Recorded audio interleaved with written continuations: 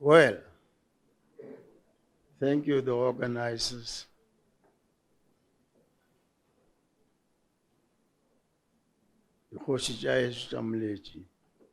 I think you have all known that we really originated from Mleji. That's where my father came from. But as I grew up, I always said, Mokgokong wa Botlokwa, because Makutopong was part of Botlokwa. But we still realize and respect our origins. Mutunga Perikis. Yalewa. Today. I must thank one of my greatest friends and advisors in all time, Yohan Msenek. Some of the great people who gave me courage at the time when I was the only face in the Senate at the Medical University of Southern Africa. Some of the people who were always able to paint the needs of the nation and how to go about accessing them and conquering them and getting them. I thank you for being here, and I thank all of you for even coming. I always want to finish up my introduction with how I was taught, with ladies and gentlemen. It shouldn't be said today, but ladies and gentlemen.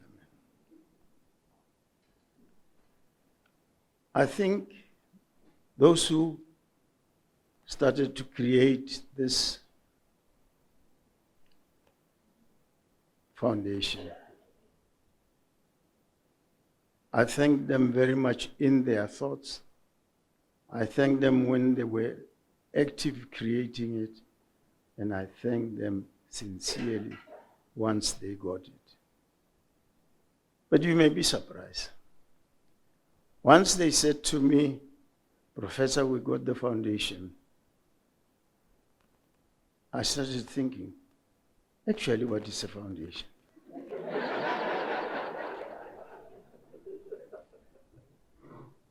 Now, you modern people, of course, would Google.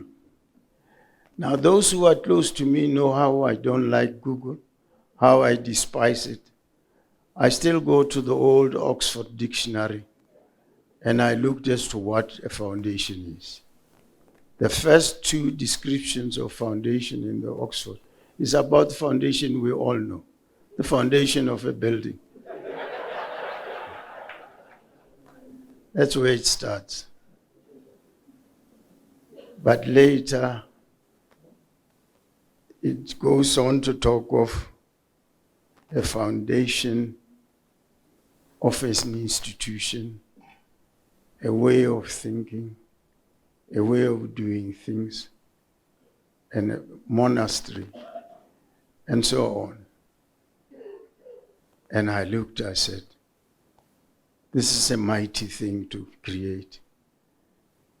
And I felt so belittled that it's made in my name. I thank you again, and I'll keep thanking you.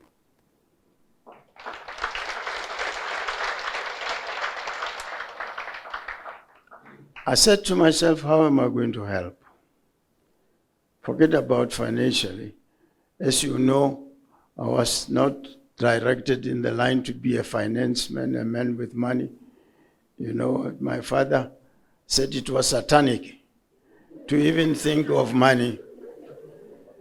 In fact, when he told me, he made the biggest prayer I've ever heard him make. I never forget that prayer, because I'd heard him pray many times. I've attended services where he prayed. I remember how he taught me to pray. But this one was long. And when I analyzed it, when he finished, he was asking God to help his son, who is so heathenic that he thinks life is money. And it went on for 30 minutes. It might have been more. That when I traveled back, I was an intern then. I didn't even touch Attridgeville again, where they promised me rooms and a house. They actually showed me a house I was to occupy come January the following year. I went straight, and the following day, I was at the door of Professor Crichton, that my friend Zulum Jali described very well. And he came in, as he came, he said, what can I do for you? And I said, I would like a post as a senior house surgeon and a registrar. We used to call post training doctors as registrars. And he said, wait there at the door. I didn't even go in. And he opened some drawers. I think he was looking for the performances results. And he came back, he says, oh, I see you're a good boy, you have a job. And that started it all.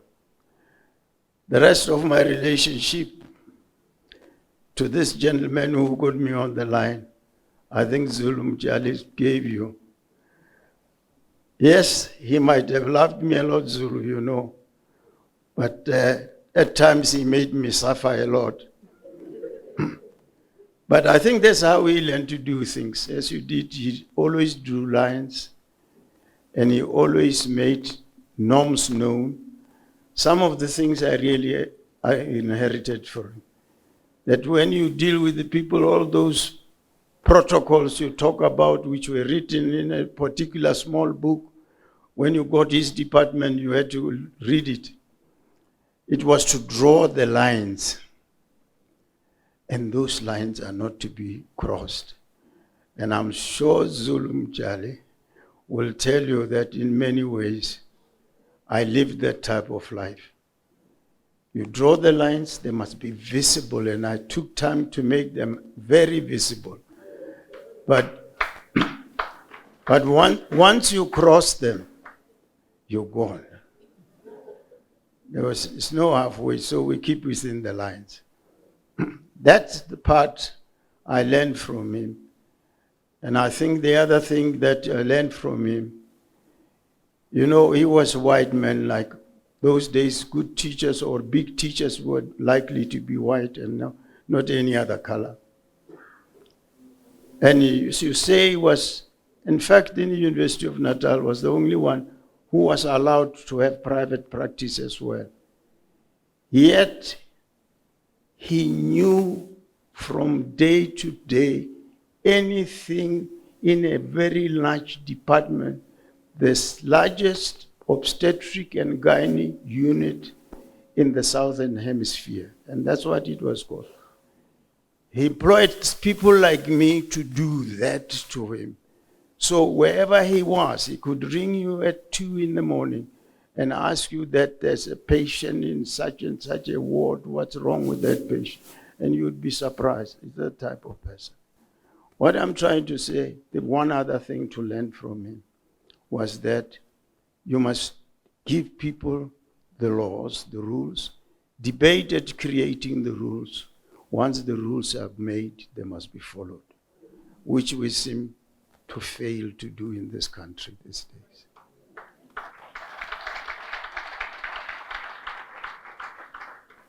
However, to come back to you creating a foundation that I can tell you, as my son has told you, we feel very honored and we feel very humbled by it.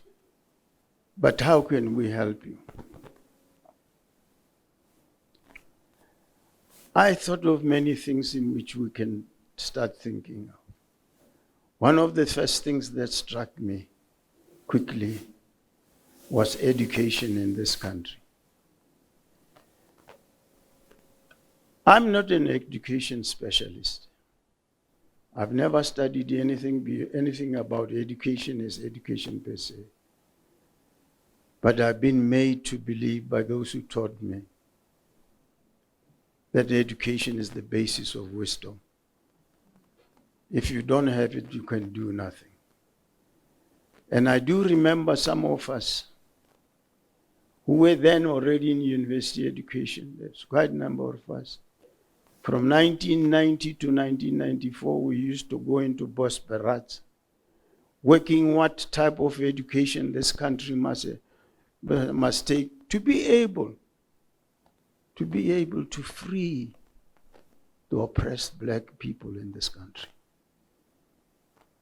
We had ideas made, which I know we did give to those who led this country.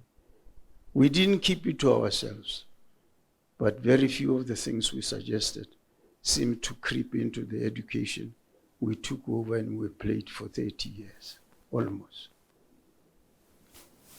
And this goes against the beliefs of some of us. And as I said, our beliefs are not necessarily scientific, but there's some wisdom with the beliefs we have. I remember we worked on a problem of what type of education should we ask our freed government. We knew that freedom was around the corner by 1990, if we were thinking.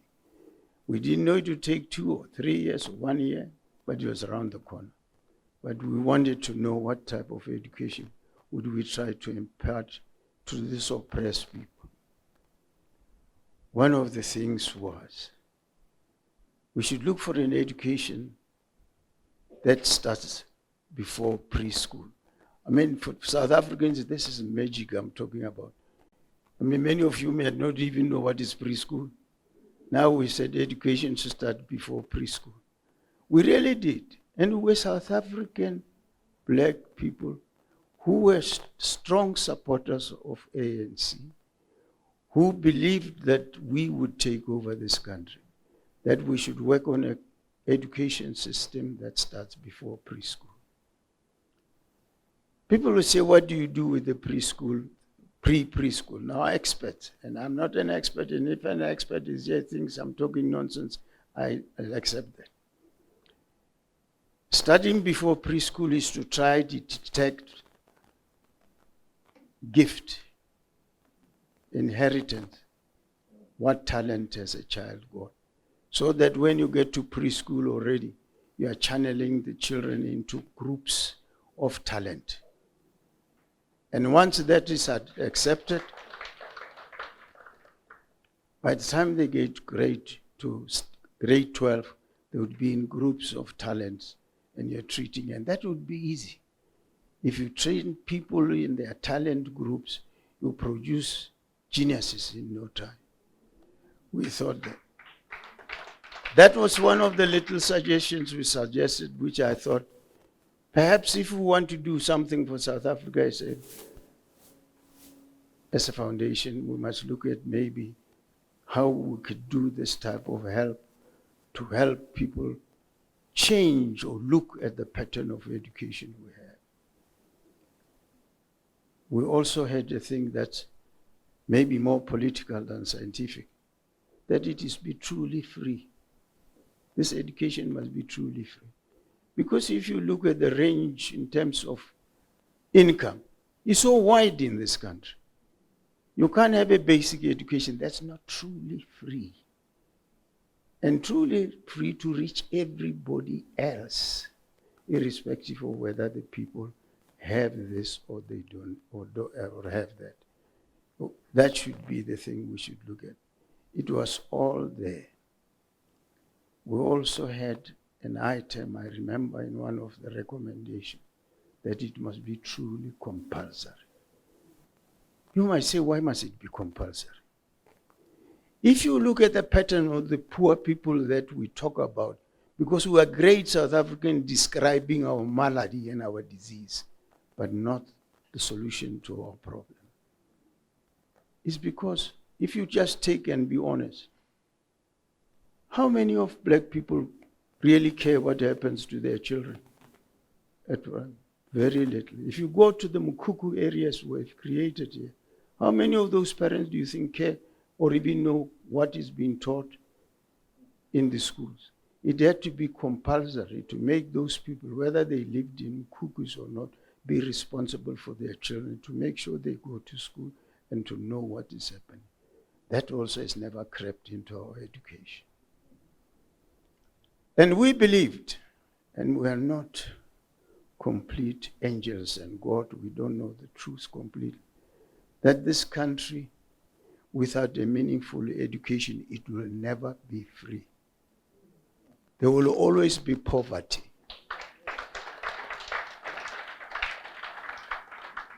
And there will always be unemployment. And of course, those go together. Because you can never take money from those who are rich and have it and give it to the poor. How do you do it? You'd have to kill them first to do that. It doesn't work like that. You must make the education right so that the children from that education can manage, think things, develop things, research things, and get themselves out of the trouble. That was one of the things we thought should be done. And I thought, I don't know how we can get into that and help education. Then go to beyond primary. I spent some time in tertiary education. And I spent a few, or 12 or 13 months heading the university's principal committee. And there's one thing I always believed in. We must produce degrees or subjects that are meaningful to development of this country. Forget trying to do what America does or China does. It's not what we want. What we want is what South Africa needs. Why should a child come out of my university with a degree and can't use it?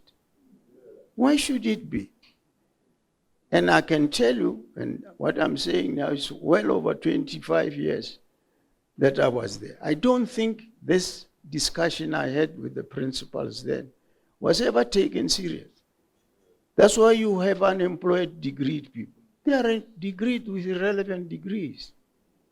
They are totally irrelevant for the development of this country, and they will not be employed, and they will not change the situation in this country.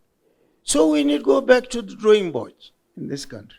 And I thought maybe this foundation could be brave enough to start delving with that type of situation in this country.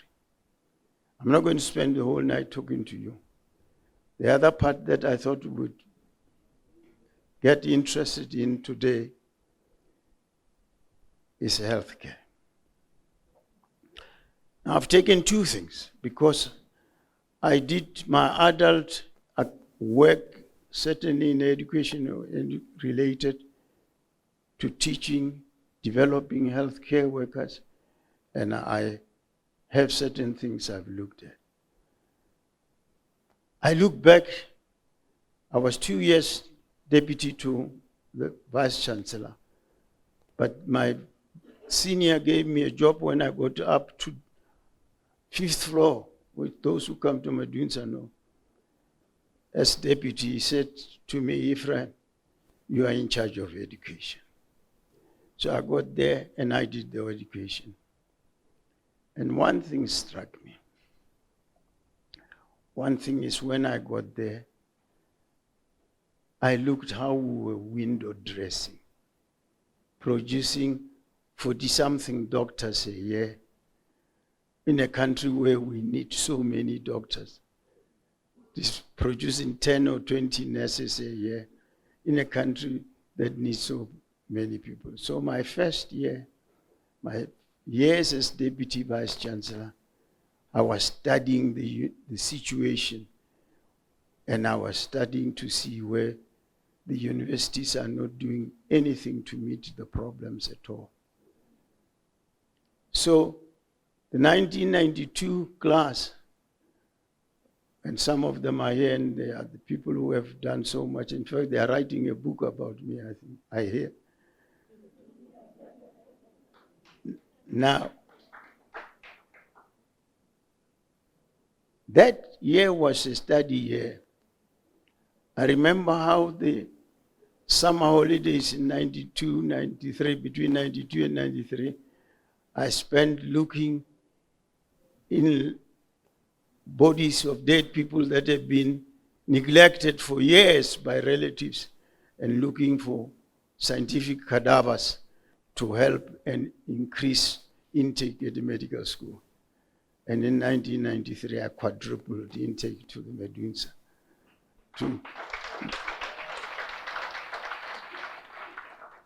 Now, you could imagine the storm that was there. And I told them, I say, I believe very much in democracy. And I surely do. But any one of you can show me a successful democracy without a tinge of autocracy. Let me see it. It doesn't exist. So if you want democracy to work, you must put sensible, wise democracy, autocracy to it. And it does work. So in 1993, I quadrupled intake in Medunsa. By the time I retired in 1998, we were the biggest medical school in the country.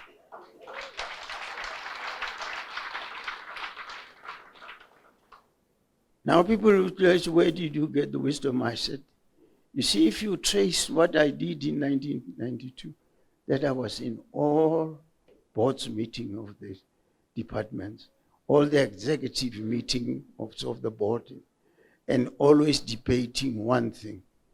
Let's become meaningful to meet the problem we have in the country, which is shortage of healthcare workers. We must work with a purpose. And I thought when I come here, I would try to muzzle in and advise those who have started a very good thing in my name. Unfortunately, you are doing it in a man who's getting on with age. You see, you can see I'm trembling a bit. It's not that I'm frightened, but I'm talking. I have a tremor that comes on sometimes. And it comes, it's a bit embarrassing, but it's there. But it's not that I'm worried. I've been talking to big gatherings in my whole lifetime. So this is not the situation. It's like I do have the tremor. However,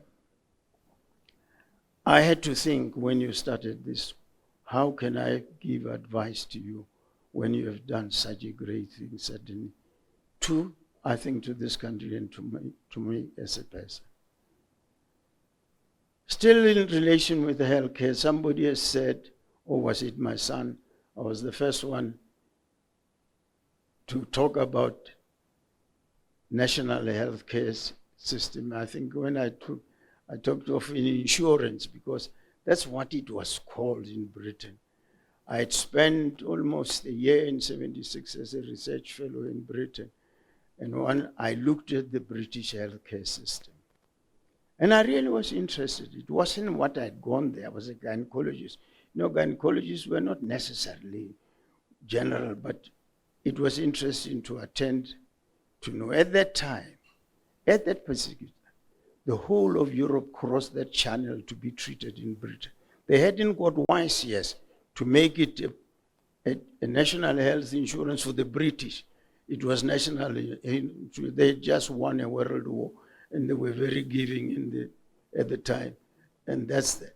And we were treating people. They were busy.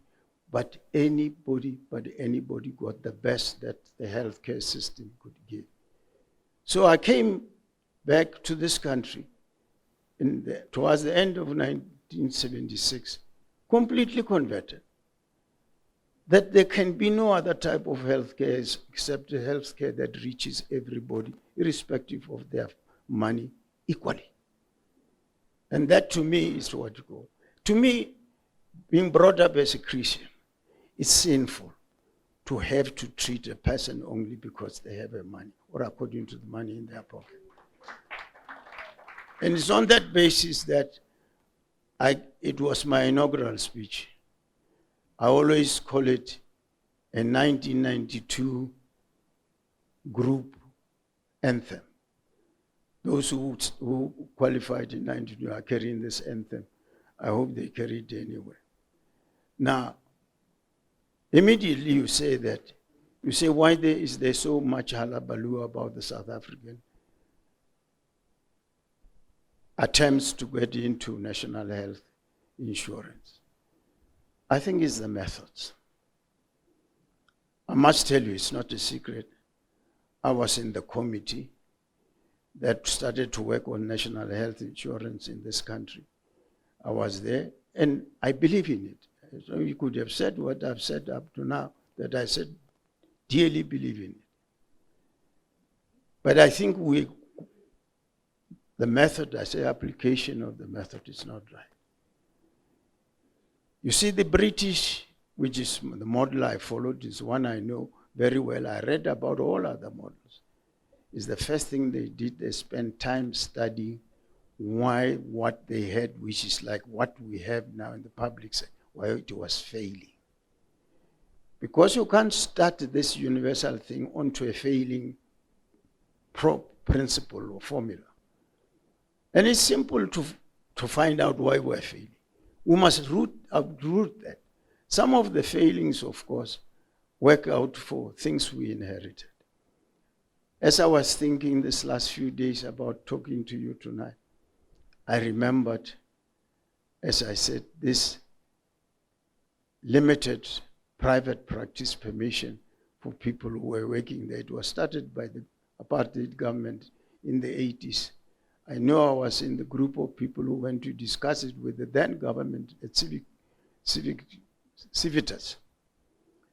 And I remember after discussing the whole thing, because they started it simply because they admitted they were not paying healthcare workers, the doctors, enough money as works per hour of service.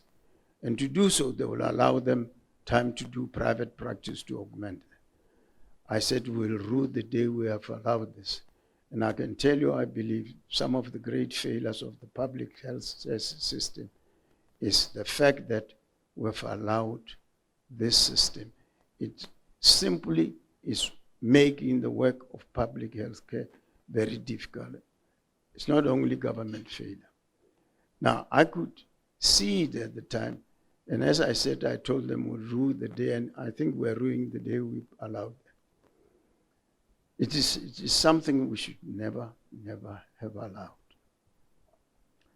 Now, having said so, imagine, as the people who were the experts who were talking to us that day, is where would we get the money? And I remember that they got squeezed. It's after 1985 by international pressure on South Africa because of apartheid. They couldn't borrow money anyway. They had to squeeze, and one of the places was to allow us to do that, to have limited private practice. Now, you have to be into this discussion, because how are we going to fund it if we don't correct what makes us fail? The outgoing is not outgoing. Ombudsman, Professor Malchapur Mahuba, one of my products, said the Gauteng healthcare is dysfunctional. Now, you will know that this dysfunctional healthcare is where the other more dysfunctional provinces sent their patients to. So simply, the whole healthcare system is dysfunctional. And it is important for us to know why it's dysfunctional. We must be clean and see why it is dysfunctional. We can't go and start a national health in that fashion. For instance, once we do that, we'll come to where the people who have medical aids, it's not government money, medical aids. No. If you say it's government money, I'll ask who pays tax on it. It's not the government, it's the person who gets medical aid. It will come to where they don't pull wizards towards the pooling, because it's their money. They want it to go their way. And looking back to my reference system, which is the British one, they never bothered about the people who were in private. They started the thing they wanted to start, and they let them go, and they didn't worry about medical aids. They worked out how they were going to start it, and it is, to me, still the system to look to and work within mind. I'm just giving you what I think is advice I think we should do. It's not an easy thing. You go to it, and it's no point coming back to a person like me for more advice. You can read more about it and know better than I do. I'm a Madala now, you see. But we should do something about it. We should make sure South Africa goes back to winning. I don't think it will ever be easy to start getting good health care, good education in informal settlements. It's a very difficult situation. And I keep thinking very much slowly and praying, my God, maybe someone will have sense to modify how we allow situations like informal settlement to put some degree of formality before people deal with it. In fact, for people who are oppressed by apartheid, I believe we are oppressing them more to allow them to go into informal settlement. It's not a freedom at all. It is a victimization of people.